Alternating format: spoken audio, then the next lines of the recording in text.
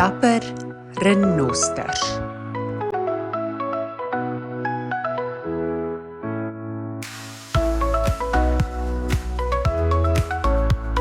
Jy luister naar het klets in Afrikaans.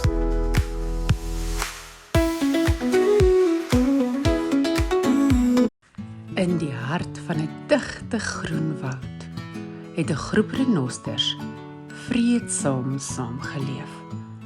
Hulle was bekend as die dapper renosters van die woud.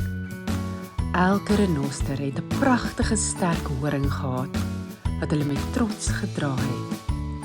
Hierdie horings was nie net 'n teken van hul krag nie, maar ook 'n belangrike deel van hul identiteit. Maar die woud was nie altyd veilig nie. Daar was jagters wat die renosters se horings wou steel. Hierdie jagters het geen respek gehad vir die renosters of die woud nie. Hulle het net omgegee vir die waarde van die horings op die swart mark. Eendag het die oudste en wysste renoster, Oupa Rhino, 'n vergadering belê. Ons moet ons horings beskerm, het hy gesê. Ons kan nie toelaat dat die jagters ons skade aandoen nie. Die jongste renoster, Klein Rhino, het gevra: "Maar hoe kan ons horings beskerm, oupa?" Oupa Rhino het diep gedink en toe gesê: "Ons moet saamwerk en 'n plan maak. Ons is sterker as ons saam staan." Die renosters het besluit om wagte op te stel wat die woud dag en nag sou patrolleer. Hulle het ook begin om met ander diere in die woud te praat, soos die olifante en die buffels, om hulp te vra.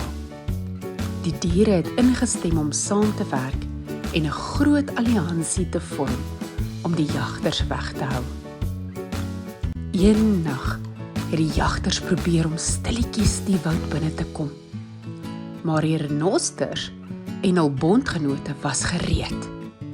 Die olifante het met hul groot ore die jagters se voetstappe gehoor en die buffels het met skerp horings die jagters weggejaag. Die renosters het hulle self in 'n kring geplaas om die jonger en swakker renosters te beskerm. Die jagters het besef dat hulle nie 'n kans staan teen die verenigde diere van die woud nie. Hulle het gevlug en nooit weer teruggekom nie. Van daardie dag af het die renosters en die ander diere in vrede geleef. Hulle het geleer dat deur saam te werk en mekaar te beskerm, hulle enige gevaar kon oorwin. Die renosters het hul horings behou en nog trotser geword op hul identiteit. Van daardie dag af het die dapper renosters van die woud 'n simbool geword van moed en samewerking. 'n Les wat hulle aan elke nuwe generasie oorgedra het.